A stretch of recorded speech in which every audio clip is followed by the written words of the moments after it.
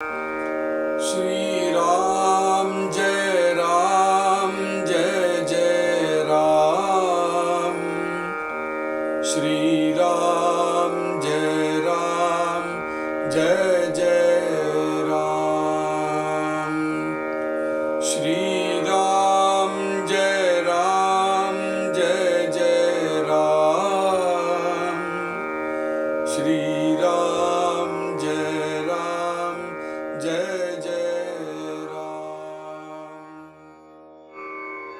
जय श्री राम। खम ब्रह्म ऐसी श्रुति गगन सदृशं हे स्मृति मनोनी ब्रह्मा सदृष्टांति आकाश घड़े काळीमानस्ता पितळ मगते सोनेचे केवळ शून्यत्व नसता निव्वळ आकाश ब्रह्म मनोनी ब्रह्मण जैसे गगन आणि माया जैसा पवन आढळे परिदर्शन नव्हे त्याचे शब्द सृष्टीची रचना होत जात क्षणक्षणा परंतु ते स्थिरावेना वायूच ऐसी असो ऐसी माया मायिक शाश्वत ते ब्रह्म एक पाहो जाता अनेक व्यापून आहे पृथ्वीसी भेदून आहे परी ते ब्रह्म कठीण नव्हे दुजी उपमान साहे तया मृदत्वासी पृथ्वीहूनी मृद जळ जळाहूनी तो अनळ अनळाहूनी कोमळ वायो जाणावा वायोहून ते गगन अत्यंतची मृद जाण गगनाहून मृदपूर्ण ब्रह्म जाणावे वज्रास असे भेदिले परी मृदत्व नाही गेले उपवेरहित संचले खटिन नामृद पृथ्वीमध्ये व्यापून असे पृथ्वी नासे ते न नासे जलशोषे ते न शोषे जळी असोनी तेजी असे परी जळेना पवनी असे परी चळेना गगनी असी परी कळेना परब्रह्म ते शरीर अवघे व्यापले परी ते काही आढळले जवळीच दुरावले नवल कैसे सन्मुखची चहूकडे तयामध्ये पाहाणे घडे बाह्याभ्यांतरी रोकडे सिद्धची आहे तयामध्येची आपण आपणा सभाह्यते जाण दृश्या वेगळी खूण गगना सारिखी जय श्री राम। जय श्री राम। விமல பிரம்ம நிரூபணம் அப்படிங்கிற சமாசத்துல இதுவரையிலும் 21 ஓவிக்கள் சேவிச்சிருக்கோம். இதுல அருமையான ஒரு வர்ணனை பிரம்மத்தை பத்தி. அவர் எடுத்துட்டு இருக்கிற உபமானங்கள் எல்லாமே நம்மளுக்கு புரியும்படியாக இருக்கக்கூடிய உபமானம் தான். ஏற்கனவே பல விவரணங்கள்ல பல உபன்யாசங்கள்ல கேட்ட உபமானங்கள் தான். ஆனா அந்த உபமானங்களை எந்த விதத்துல உபயோகப்படுத்துறார் அப்படிங்கிறது ரொம்ப அற்புதமான விஷயமாக இருக்கு. அந்த உபமானத்தை கையாளுற விஷயம் ரொம்ப அருமையா இருக்கு. பிரம்மம் அப்படிங்கிறது அதி விசாலமானது, அதி சூக்ஷ்மமானது. பிரம்மம் இல்லாமல் எதுவும் இல்லை, எல்லாத்தோடையும் ஒன்றி போய் இருக்கிறது அப்படிங்கிற விஷயத்தை சொல்லிட்டு வரும்பொழுது ஆகாசம் அப்படிங்கிற உபமானம் தான் எல்லாத்தோடையும் அதுக்கு பொருந்துறது. எந்த உபமானத்தை கொடுத்தாலும் பிரம்மத்துக்கு உபமானமாக ஆகாது. ஏன்னா பிரம்மத்தை தவிர அந்யதா பிரம்மத்தை மாதிரி வேற வஸ்து இல்லாததுனால பிரம்மம் மாதிரி இது அப்படின்னு சொல்றதுக்கு எதுவுமே கிடையாது. எதுவுமே கிடையாதுன்னு இருக்கும் பொழுதும் நாம் துவந்த புத்தியோட இருக்கிற ஒரு நிலையில அந்த பிரம்மத்தை புரிஞ்சுக்கிறதுக்கு எல்லாத்தோடையும் பக்கமா இருக்கக்கூடிய உபமானத்தை வச்சுன்னு தானே புரிஞ்சுட்டானும். என்னதான் அந்த உபமானத்தை எடுத்துட்டாலும் அந்த உபமானம் பிரம்மத்துக்கு ஈடு ஆகாது அப்படின்னு இருக்கும் பொழுது நம்மளுடைய கல்பனா சக்தியை போய் அங்க பிரயோஜனப்படுத்தணும் அப்படிங்கிற ஒரு உத்தமமான விஷயத்த சொன்னார். பிரம்மத்துக்கு ஈடாகாததுனாலும் எல்லாத்தோடையும் க்ளோசஸ்ட் இந்த பிரம்மத்துக்கு எந்த உதாரணமாக எடுத்துக்க முடியுமோ அதை எடுத்துட்டு அப்புறம் அதுக்கு மேல நம்மளுடைய கல்பனா சக்தியினால அந்த பிரம்மத்தை நாம் அடைய முடியும், புரிஞ்சுக்க முடியும் அப்படிங்கிற விசுவாசத்தை கொடுக்கிறார் சமர்த்த ராமதாசர். கம் பிரம்மா ஐசி ஸ்ருதி. இங்க நான் ஆகாசத்தை உதாரணமா எடுத்துன்றதுக்கு காரணம் நம்மளுடைய ஸ்ருதிக்களே பிரம்மத்துக்கு உபமானமாக எடுத்துக்கிறதுக்கு கம் பிரம்மா அப்படிங்கிறது தான் எடுத்துக்கிறது. கம் அப்படிங்கிறது ஆகாசம். ககன சதிருஷம் ஹே ஸ்மிருதி. நம்முடைய ஸ்மிருதிகளும் ககனம் அதாவது ஆகாசத்தை தான் ஸ்மிருதிகளுமே உபமானமாக எடுத்துக்கிறது. எப்போ ஸ்ருதிகளும் ஸ்மிருதிகளுமே ஆகாசத்தை தான் உபமானமாக எடுத்துட்டதோ மனோனி, அதனால பிரம்மாச திருஷ்டாந்தி ஆகாஷ கடே. நாமும் தாஸ்போத கிரந்தத்தை பிரம்மத்தை பத்தி பேசும் பொழுது ஆகாசத்தை தான் நாமும் உபமானமாக எடுத்துட்டு இருக்கோம். இதுலேருந்து என்ன தெரியறதுனாக்கா, ஸ்ருதியும் ஸ்மிருதியும் என்ன பேசுறதோ, நம்மளுடைய சாஸ்திரங்கள்லாம் எதை சொல்றதோ, நம்மளுடைய வேதமும் வேதாந்தமும் எதை சொல்றதோ அதுலேருந்து இம்மி அளவு கூட நகர்ந்து பேச மாட்டார் சமர்த்த ராமதாசர். பிரம்மம் அப்படிங்கிற விஷயத்தை பத்தி பேசும்பொழுது இதுக்கெல்லாம் என்ன நிர்ணயம் பண்ணி கொடுத்துருக்கோ அதை வச்சுதான் பேசணும். அப்பதான் அது சுத்தமாக இருக்கும்.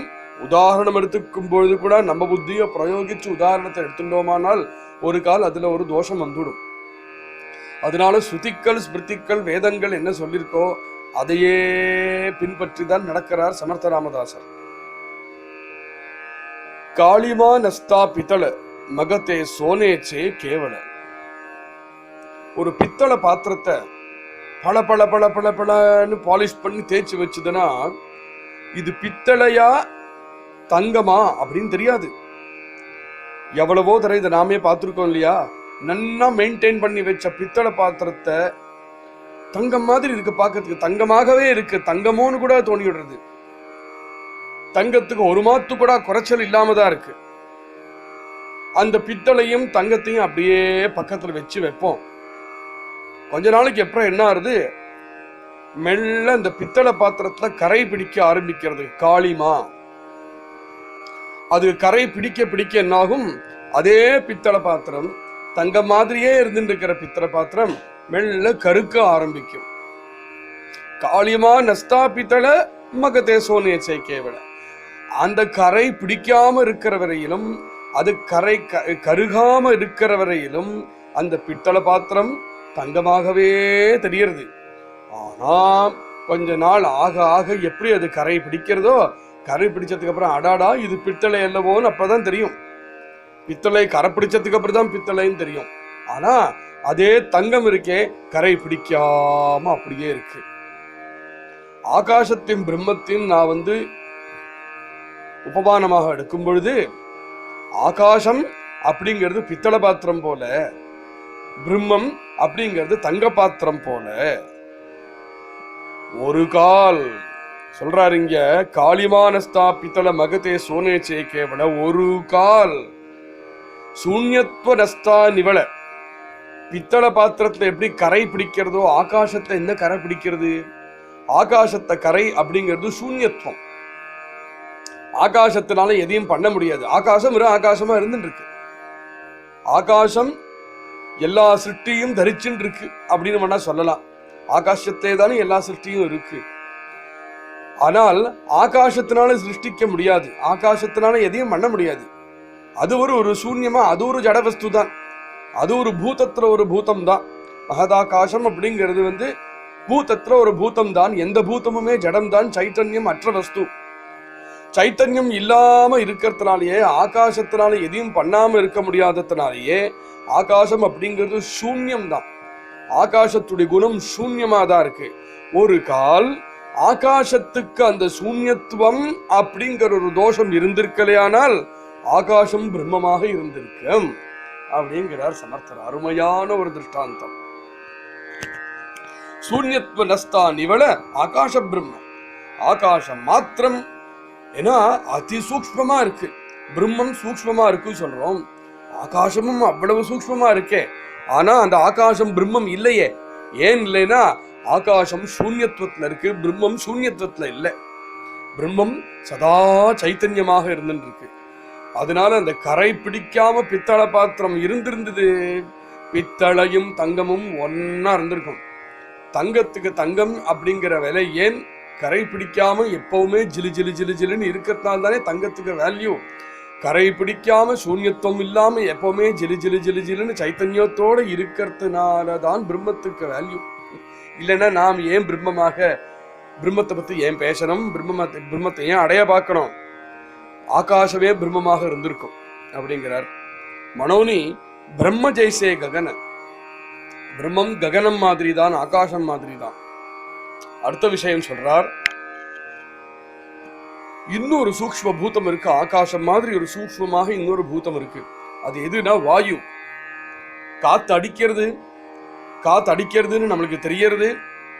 நம்ம மூச்சு விடுறோம், ஆனா நமக்குள்ளேயே மூச்சு உள்ள போயிட்டு வருது. என்னைக்காவது காத்த பார்க்க முடிஞ்சுதா எப்படி இருக்குன்னு? பார்க்க முடியலையே.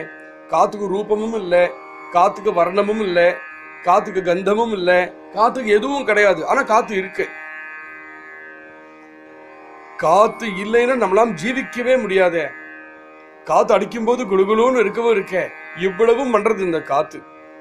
ஆகாசம் மாதிரி சூக்ஷ்மமாக இருக்கக்கூடிய இன்னொரு பூதம் அது.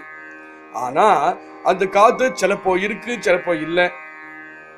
சில பேருக்குள்ள பிரவேசிச்சதுன்னா காத்து அவ உயிரோட இருக்கா, அவக்குள்ள பிரவேசிக்கிறேன்னா காத்து இல்லை. ஒரு பிணம் கிடக்குனாக்கா அந்த பிணம் மூச்சு விட்டு இருக்க இல்லையே, அப்ப அந்த பிணத்துக்குள்ள அந்த காத்து இல்லை. பிணத்துக்குள்ள ஆகாசம் இருக்கலாம், ஆனா காத்து இருக்காது. ஆகாசம் வாயுவோடையும் இன்னும் சூக்ஷ்மம், மேல வரப்போறது அந்த விஷயம்.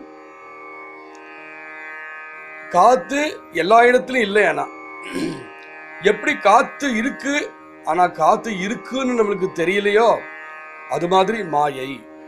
ஆனி மாயா ஜெய்சா பவன, மாயையும் பவனம் காத்து மாதிரி. ஆடலே பரிய தர்ஷனவே தியாச்சே, இருக்குன்னு நன்னா தெரியறது.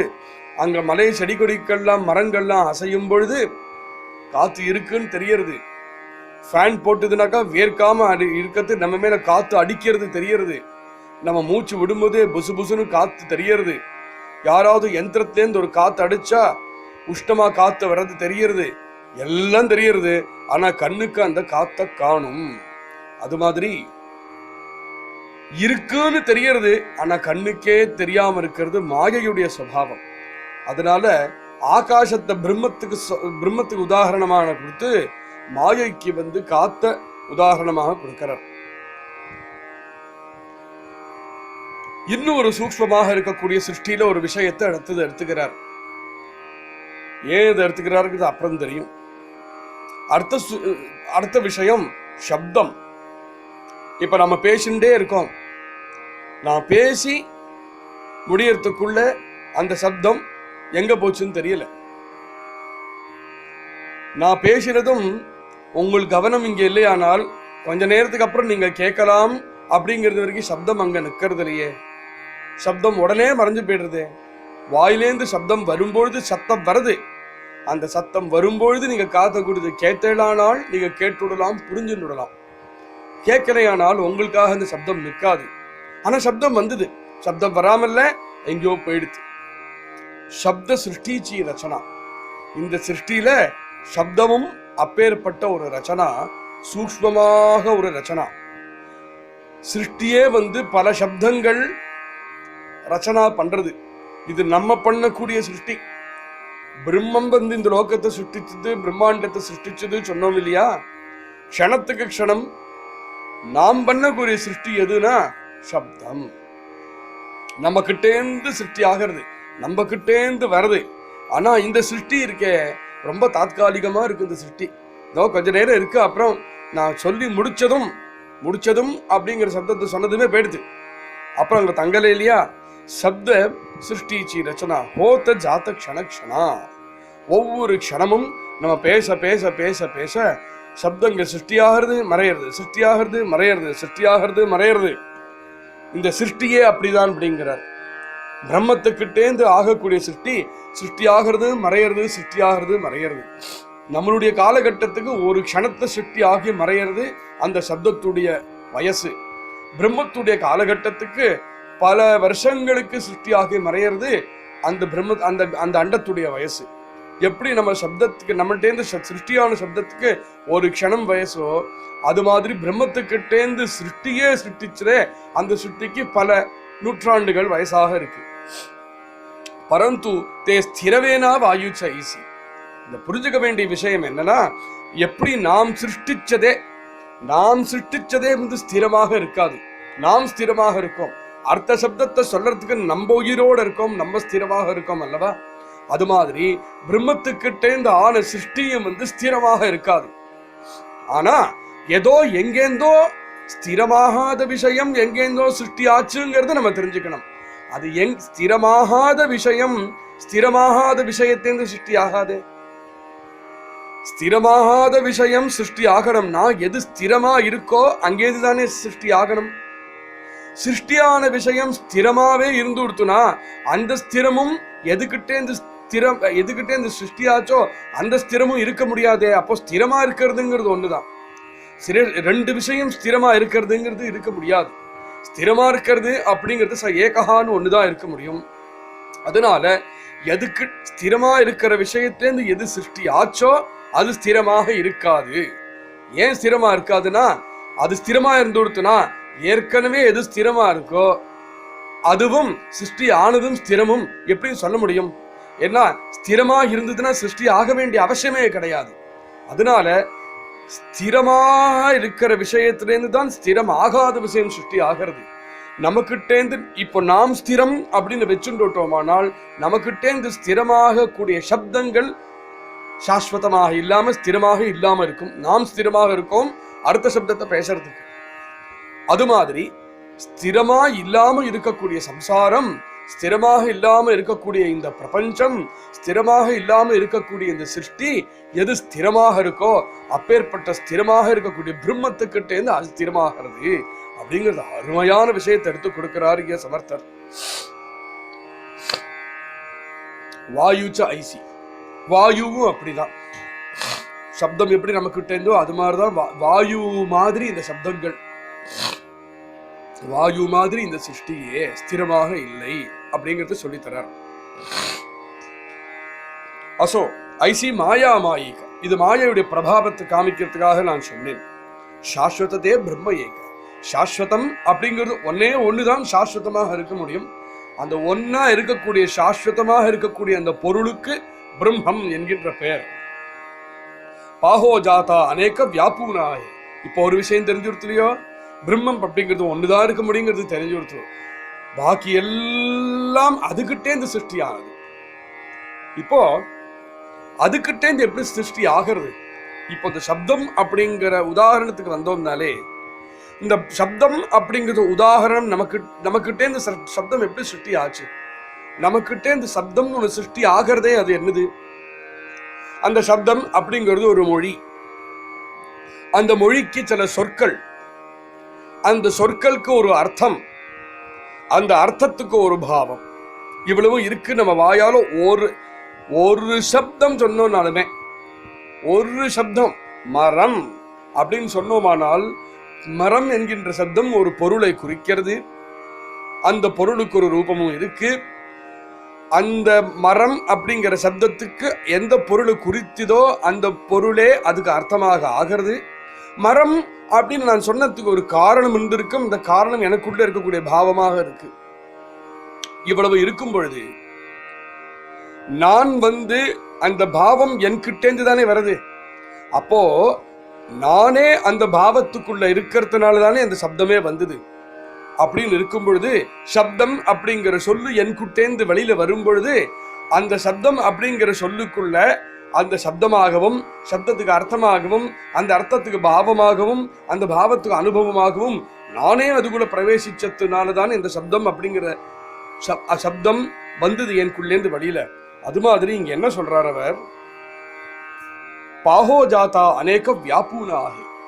எப்படி உன்கிட்டேந்து வரக்கூடிய சப்தத்துக்குள்ள நீ வியாபிச்சதுனாலதான் அந்த சப்தம் உன்கிட்டேந்தே வெளியில வந்ததோ, அது மாதிரி அந்த பிரம்மம் வியாபிச்சதுனாலதான் இந்த சிருஷ்டியே இருக்கு. நிலந்த சிருஷ்டி கிடையாது. இந்த சிருஷ்டி இருக்கிறதுக்கு காரணம் அசாஸ்வதமாக தான் அந்த சிருஷ்டி இருக்கு. ஆனாலும் எப்படி அசாஸ்வதம் தான் அந்த சப்தம், ஆனாலும் இந்த சப்தத்துக்குள்ள நம்ம வியாபிச்சத்தினால் அந்த சப்தம் வந்ததோ, அது மாதிரி அசாஸ்வதம் தான்னாலும் இந்த சிருஷ்டிக்குள்ள அந்த பிரம்மம் வியாபித்து இருக்கு. அந்த சப்தத்துக்குள்ளேந்து என்ன எப்படி பிரிச்சு எடுக்க முடியாதோ, ஆனால் அந்த சப்தத்துக்குள்ள ஒட்டிக்காமல் சப்தம் மறைஞ்சு போனாலும் நான் இருக்கேனோ, அது மாதிரி இந்த பிரம்மமும் ஒன்றி போய் பிணைந்து போய் இந்த சிஷ்டத்துக்குள்ள இருக்கு. ஆனால் சிருஷ்டி மறைஞ்சு போனாலும் பிரம்மம் பாக்கி இருக்கு அப்படிங்கிறது இப்பேற்பட்ட விஷயத்த சொல்றாரு இங்க. பிருத்திவி சி பேதுனாக அர்த்தபூதத்துக்கு வருவோம். பிருத்திவி, இந்த பிருத்திவி அப்படிங்கிறது இருக்கே, கண்ணுக்கு நேர தெரியறது.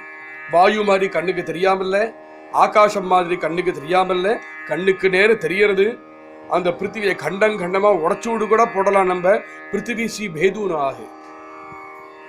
இப்போ இந்த சப்தம் அப்படிங்கிறது சொன்னோமே, அந்த சப்தத்தை எழுதி கூட காமிக்கலாம்.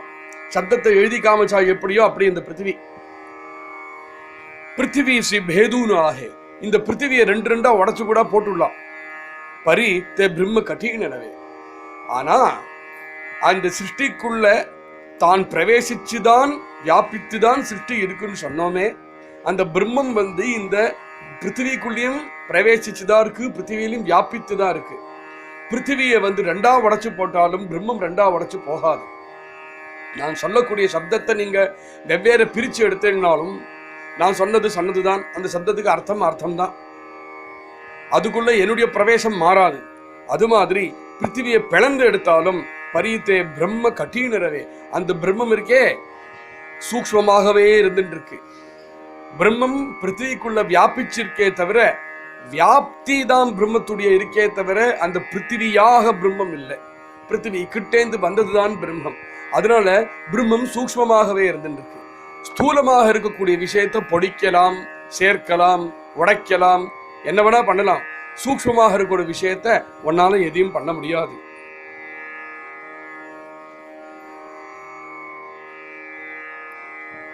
பரீத்தே பிரம்ம கட்டீனவே. கட்டீனவேனா பிரம்மம் அது மாதிரி சூக்ஷ்மமான விஷயம், அது மாதிரி ஸ்தூலமான விஷயம் இல்லை.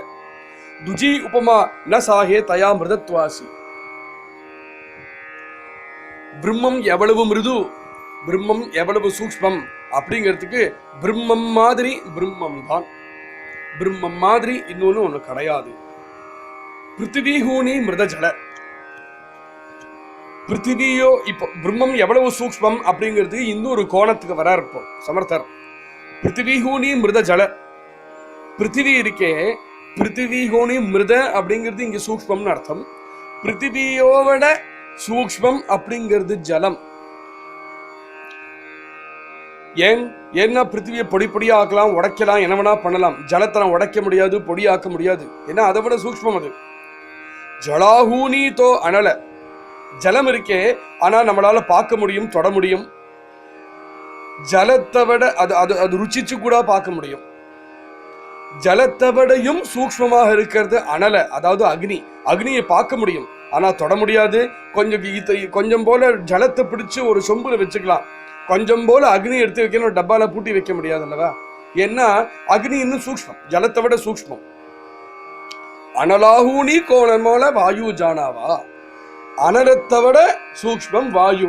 ஏன்னா அனலத்தை பார்க்கவாது முடியாது, சேப்பா இருக்கு, மஞ்சளா இருக்கு, விதவிதமான கலர்ல வர்றது அக்னி. ஆனா வாயு அது மாதிரி கலர்ல எல்லாம் பார்க்க முடியாது. அதனால வாயு அப்படிங்கிறது அக்னியுடைய சூக்ஷ்மம். வாயு ஹோனதே ககன. அப்பேற்பட்ட வாயு இருக்கே, அந்த வாயுவடையும் சூக்ஷ்மம் இந்த ஆகாசம். அத்தியந்த மிருதச்சீஜான. இது எல்லாத்தவடையும் பஞ்சமகாபூதங்கள்ல வச்சு எல்லாத்தோடையும் சூக்ஷ்மம் அப்படிங்கிறது ஆகாசம். அப்பேற்பட்ட ஆகாசம் இருக்கே, ககனாகூண மிருத பூர்ண பிரம்மஜானாவே. இதுவரையிலும் நம்மளுக்கு புரியும். ஆகாசம் எல்லாத்தோடையும் சூக்ஷ்மம் அப்படிங்கிற வரையிலும் புரியும். அதுக்கும் மேல ஒன்னு சூக்ஷ்மா இருக்குன்னு நீ தெரிஞ்சுக்க போறோம். தெரிஞ்ச இந்த விஷயத்த உன் கல்பனை கிட்ட விட்டுடு. கல்பனா சக்தி உனக்கு கல்பிச்சு கொடுக்கும். என்ன இப்பேற்பட்ட ஆகாசம் இருக்கே, ககனாகூண மிருத பூர்ண ஜானாவே. ககனத்தவடையும் பூர்ணமான சூக்ஷ்மத்துவத்தை அடைஞ்சது பிரம்மம். வஜ்ராச அசே பேதிலே பரி மிருதத்வனாகி கேலே. அந்த பிரம்மம் இருக்கே எல்லா இடத்திலும் வியாபித்திருக்கு. அப்பேற்பட்ட சூக்ஷ்மமாக இருக்கக்கூடிய அந்த ஆகாசத்து மின்னல் வருது. அந்த மின்னல் வந்தா கூட அந்த மின்னலால கூட பிரம்மத்தை பேதிக்க முடியாது. பரி மிருதத்வனாகி கேலே பிரம்மத்துடைய சூக்ஷ்மத்துவம் போகாது. உபமே ரஹித சஞ்சலே கட்டினா மிருத. இப்போ அடுத்த பெரிய விஷயத்துக்கு வரார். உன்னுடைய கண்ணோட்டத்துக்கு சூக்ஷ்மம் எது? எது கண்ணுக்கு தெரியறதோ சூக்ஷ்மம். ஸ்தூலம் எது? எது கண்ணுக்கு தெரியறதோ அது ஸ்தூலம். காதுக்கு கேட்கறதோ அது கண்ணுக்கு தெரியறத விட சூக்ஷ்மம், ஆனா அதுவும் ஸ்தூலம். உன்னுடைய நாக்குக்கு எதுக்கு தெரியறதோ அதுக்கு கண்ணுக்கு தெரியறத விடையும் காதுக்கு கேட்கறத விடையும் சூக்ஷ்மம் தான், ஆனா அதுவும் ஸ்தூலம்.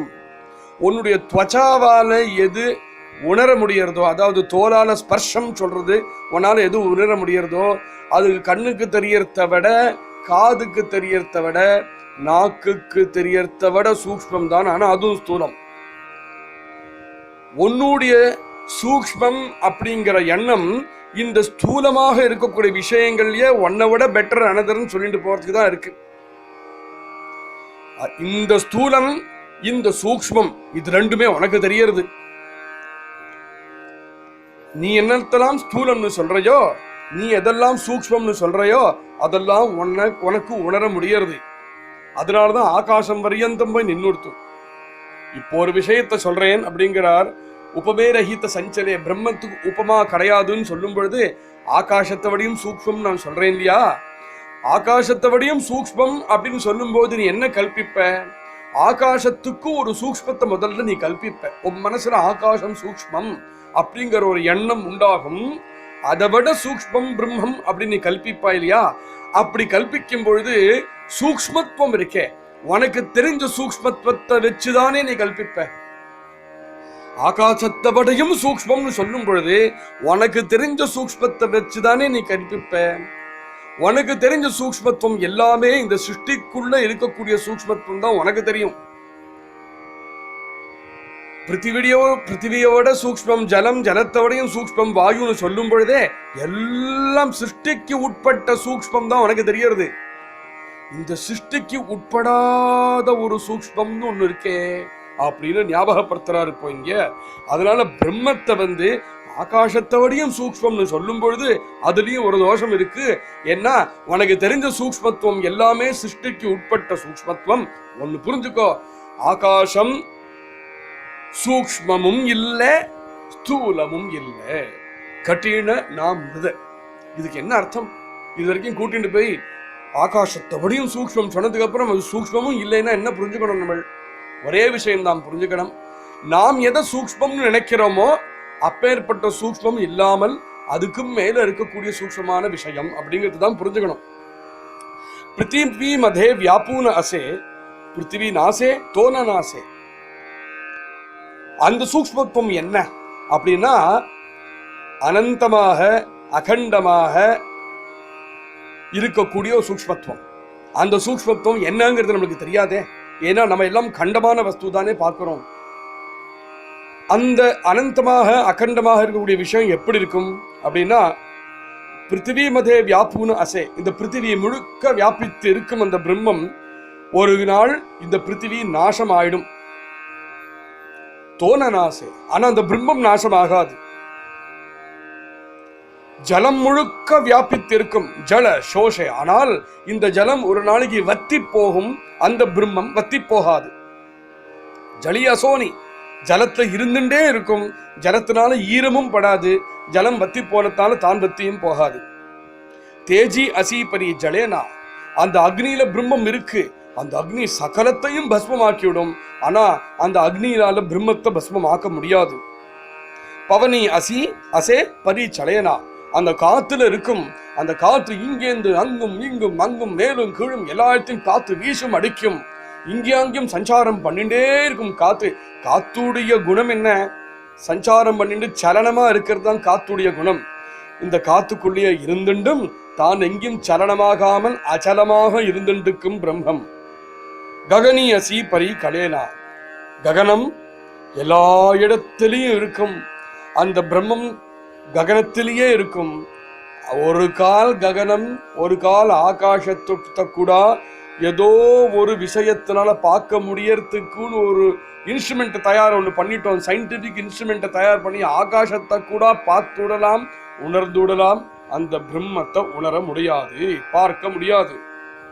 அதே மாதிரி ஷரீர அவகே வியாபலே, சரீரம் முழுக்க வியாபிச்சிருக்கு இந்த பிரம்மம். பரி தே நாகி ஆடலே, நம்ம சரீரம் முழுக்க வியாபிச்சிருந்தும் நம்மளுக்கு எங்கேயாவது பிரம்மன் நமக்குள்ள இருக்குன்னு தெரியறதா? தெரியல. ஆனா நம்ம இருக்கோம் அப்படிங்கிற நான் அப்படிங்கிற தோற்றம் நம்மளுக்கு தெரியறது. அந்த நான் அப்படிங்கிற தோற்றம் எங்க இருக்கு இந்த உடம்புக்குள்ள நம்மளுக்கு தெரியல. அவ்வளவு சூக்ஷ்மம். ஜவளச்சி துராவலே நவல கைசே, நம்ம கூடவே இருக்கு, நம்மளோட ஒட்டின்னு இருக்கு. ஆனா நம்மளோட எல்லாத்தவடையும் தூரமா இருக்கு. என்ன கண்டுபிடிக்க தெரியலையே. இதை ஏன் சொல்றாருன்னா, பிரம்மம் ஸ்தூலமும் இல்லை சூக்ஷ்மமும் இல்லைன்னு சொன்னதுக்கு. சூக்ஷ்மம் அப்படிங்கிறது ஒரு பிராபஞ்சிகமான சூக்ஷ்மம் தான் நம்மளுக்கு தெரியறது. இது பிராபஞ்சிகமான சூக்ஷ்மம் இல்லை அப்படிங்கிறத இப்ப இந்த உதாரணங்கள்னால சொல்றார். எல்லாத்தோடையும் இருந்தும் எல்லாம் மறைஞ்சு போனதுக்கும் அப்புறமும் தான் எப்பவுமே இருந்துட்டு இருக்கும் அப்படிங்கிறது என்ன, அந்த எண்ணம் என்னங்கிறது நமக்கு தெரியாததுனால ஆகாசத்தை விட சூக்ஷ்மம் சொன்னா போராது. ஆகாசத்தை விட சூக்ஷ்மம்னா நம்ம சூக்ஷ்மம் அப்படிங்கிற ஒரு பிராபஞ்சிகமான புத்தியோட பார்ப்போம். அப்படிங்கிறதுனால சூக்ஷ்மம் அப்படிங்கிறது இங்க அர்த்தம் என்ன, இருக்கா கண்ணுக்கே தெரியாது, 5 இந்திரியங்களுக்கும் தெரியாது, ஆனா இருந்துட்டே இருக்கும். ஒண்ணு. ரெண்டாவது, அதுக்கு எதுனாலையும் பாதை கிடையாது. நம்ம சரீரம் முழுக்க அப்படி வியாபித்திருக்கு, பிரம்மம் தான் வியாபித்திருக்கு, சைத்தன்யம் இருக்குங்கிறது தெரியறது. ஆனா அந்த சைத்தன்யம் எங்க இருக்கு? நம்ம விரல் நுனியில இருக்கா, சிரசுடைய உச்சியில இருக்கா, காலுட அடியில இருக்கா, எங்க இருக்குன்னு தெரியல. ஆனா இருக்கு இல்லையா? அற்புதமான விஷயம். நவல கைசே, எப்பேற்பட்ட அற்புதமான விஷயம் பார் அப்படிங்கிறார்.